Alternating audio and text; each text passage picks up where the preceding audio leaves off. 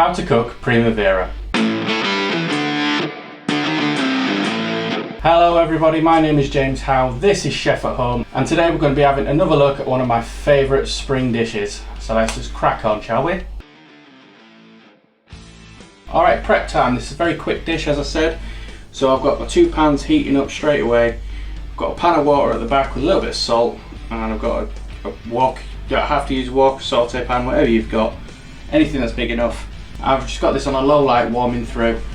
Vegetables wise, I want some nice vibrant greens in this dish. So I've got some nice fresh peas, some broad beans, some leeks and some asparagus. So for the leek, already chopped the root off, so we don't need that. Straight in half, whip off the last layer. Keep that for a bouquet garni or something. And then I'm going to run these halves under a cold tap just to get rid of any mud. Then once we're back, put the two together and just do nice thin slices. I want this to cook really quickly, so I don't want them too thick. Then with that done, I can just go into the prep tub. Peas and the broad beans I don't need to do anything to, but the asparagus is going to have little bits of wood at the end. And if you haven't seen this, any of the other videos that I've done, I shall show you quickly now. We need to take this wood off, so line a few up on your chopping board and just tap along with the knife, and you'll hear a note change. So when you find it, just chop down. Tap, tap, tap, tap.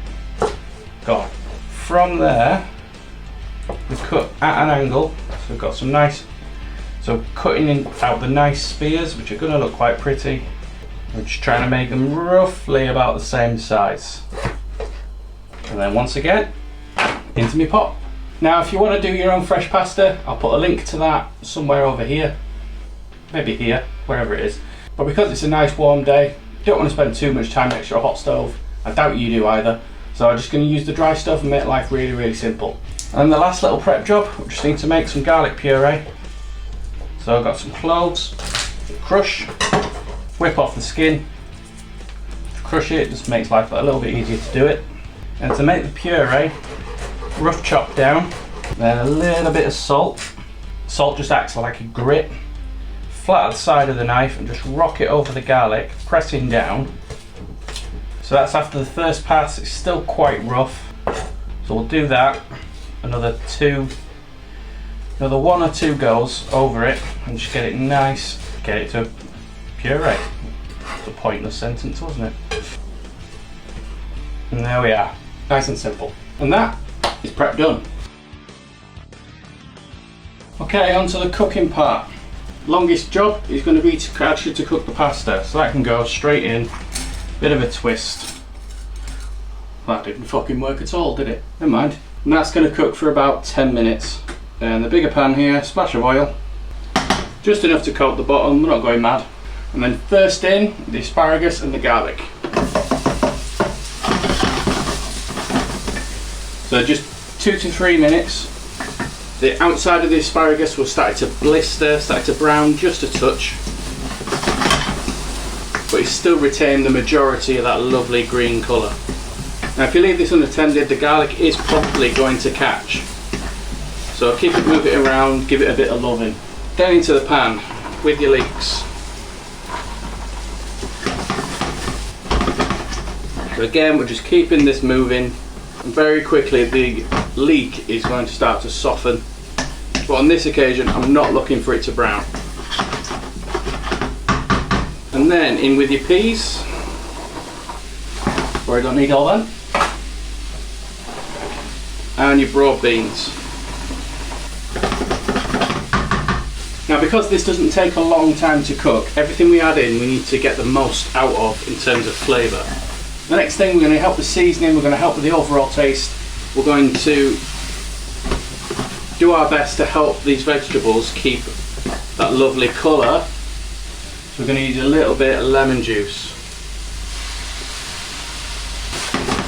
And that's really helpful for the sauce as well a bit later on, but you'll see that as we go.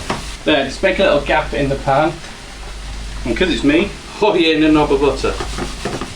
Just a splash, I mean like half a capful of white wine. Not the dominant flavour, I don't want to drown it, it's just to help this sauce along.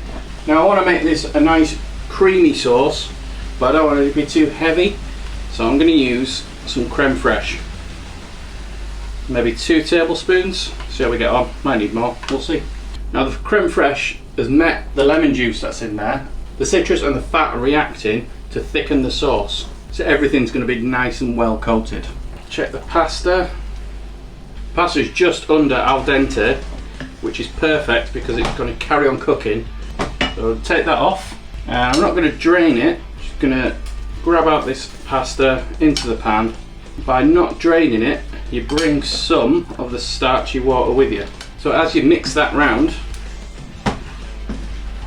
now with the addition of that starchy water, it helps marry the two things so the pasta's getting an even coat as well.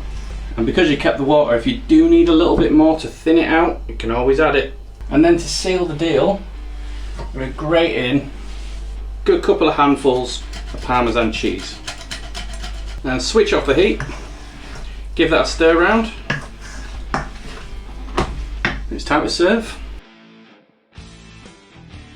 Now there's pretty ways of doing this. See all that stuff where they're twirling it around, twirling the pasta around forks and all that sort of stuff. Can't honestly be buggered with it. The end result isn't that much different. It's a rustic dish, something nice and simple, and it's just something to dive into. So the objective is just get it on the bloody plate. And then a bit of salt over the top, bit of pepper. The most I worry about presentation wise is just cleaning any drips and stuff off the rim of the plate. And then over the top with a little bit more Parmesan.